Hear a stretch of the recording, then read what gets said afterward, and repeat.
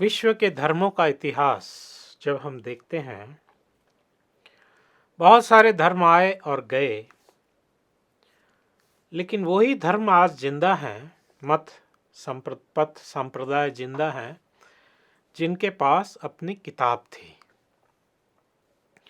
जिनके पास अपनी किताब नहीं थी, उनका आता पता नहीं है।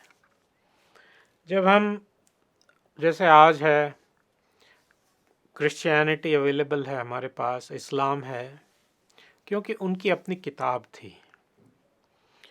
तो हमारा जो वैष्णव पथ है, गौड़ीय वैष्णविज्म, जो कृष्ण भावनामृत संघ से सारे विश्व में फैला है, इसका आधार है इसकी किताबें। पहले के ज़माने में किताबें बहुत दुर्लभ थी, क्योंकि किताबों को हाथ से लिखना पड़ता था, कॉपी करना पड़ता था।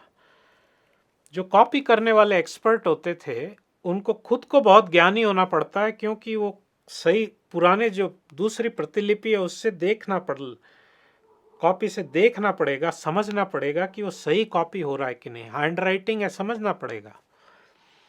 हैंड राइटिंग जैसे कि कोई डॉक्टर लिखते हैं तो फार्मासिस्ट ही समझ सकता है, वो भी एक्सपीरियंस चाहिए। तो वो और एक किताब जैसे श्रीमद् भागवतम है, उसको लिखने में कई महीने लग जाते थे उनको, एक किताब के लिए। तो किताबें बहुत दुर्लभ थी। लेकिन जब इंडस्ट्रियल रिवोल्यूशन आई, मैकेनाइजेशन आया, इलेक्ट्रिफिकेशन आया और प्रिंटिंग प्रेस की कॉन्सेप्ट आई, तो हमारे आचार्य श्रील भक्ति विनोद ठाकुर, उन्होंने एक बहुत बड़ा इस स्कोप देखा कि इससे बहुत जन जागृति हो सकती है, हम जनता में बहुत ज़्यादा जा सकते हैं। तो उनके जो पुत्र थे आचार्य हमारे श्रील भक्ति सिद्धांत सरस्वती ठाकुर, उन्होंने बड़े पैमाने पे इसको लिया। और उस समय उनको कई लोगों ने निंदा भी करी, दूसरे बाबा जी और स्वामियों ने, कि भाई ये तो स्वामी सन्यासी होके बिजनेस कर रहे हैं। हमारा जो गौड़ीय मठ का जो ओरिजिनल लोगो था, उसमें प्रिंटिंग प्रेस थी।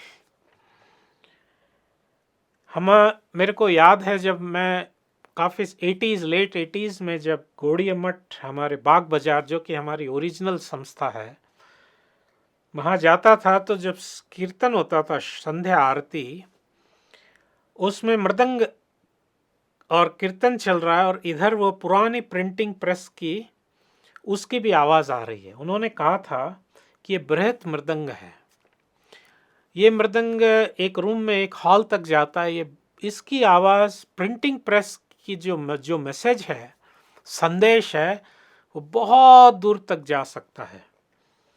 तो इस तरह से उन्होंने ये विजन देखा, और वही विजन जो है श्रील प्रभुपाद ने लिया, उनके अपने गुरु महाराज का विजन। श्रील प्रभुपाद जब उन्होंने संन्यास लिया और दिल्ली में थे, उसी के लिए वो चेष्टारत थे कैसे किताबें प्रिंट हो। और उन्होंने पहले दिन से हमारे आंदोलन का आधार वही है, फैमिली बिजनेस वही है। ये शुरुआत हमारी किताबों से है, दिव्य किताबों से है, और हमारी अंत जो है, हमारी प्रीचिंग का अंत जो है, वो भी किताबों से ही है। इसके बिना हमारा कोई आधार नहीं है, सब चीज हवा में है, हवाई पुष्प है सब। तो एक मुख्य बात समझना है हमें कि आज बहुत सारे स्वामी, पथ, मत, संप्रदाय, सब बहुत कुछ आ गया है, क्योंकि वो टेलीविजन और जो इंटरनेट है उसका सहारा लेके ये लोग फेमस बने हैं। श्रील प्रभुपाद ने जो भी बनाया है वो उस एरा 60s एरा में बनाया। उनको कहीं से कोई टेलीविजन का या इंटरनेट तो था ही नहीं, खैर कोई सपोर्ट नहीं मिला है। तो ये चीज़ बहुत महत्वपूर्ण है कि हमारा जो मूवमेंट बना है वो एक एक किताब से, एक एक घर में, एक एक आदमी को जाकर, एक एक हमारे जो प्रचारक हैं कि पुस्तक वितरण करता है, उन्होंने ऐसे ये एक एक किताब से इसकी नींव बनी है विश्वव्यापी आंदोलन की। ये जो सभ्यता को इतना बड़ा इम्पैक्ट हुआ है, ये जो फार एंड वाइड हमारा बुक डिस्ट्रीब्यूशन है, किताबों का वितरण है, इस सभ्यता में जो करोड़ों करोड़ों घरों में किताबें गई हैं, वो अभी हम इसकी चर्चा नहीं करेंगे क्योंकि अलग सब्जेक्ट है कि कैसा इम्पैक्ट हुआ है। लेकिन इसका इम्पैक्ट, एक खाली अंतिम उदाहरण देता हूं कि दीमक जो होती है छोटी होती है, बहुत सारी दीमक होती है। फर्नीचर, लकड़ी का ढांचा बिल्कुल सही दिखता है लेकिन अंदर से खोखला हो जाता है। वैसे ही हमारी जब किताबें गई हैं तो ये वेजिटेरियनिज्म, कर्मा और बहुत बड़ा इसका इम्पैक्ट हुआ है। और हमारे जो बुक डिस्ट्रीब्यूटर्स हैं वो दीमक की तरह उन्होंने अंदर जाके काम किया है।